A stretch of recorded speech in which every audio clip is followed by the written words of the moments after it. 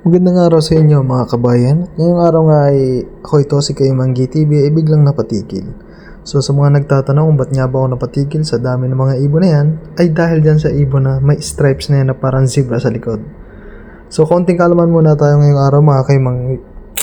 Ang ibon na yan ay lumalabas lamang dito sa Dubai kapag malapit na ang taglamig.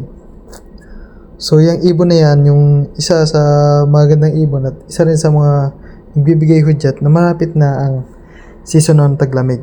At ito nga pala ang pangalan ng ibon na yan. Yan ay ang hoopoe. Yan, isang napakagandang ibon. Ayan siya guys.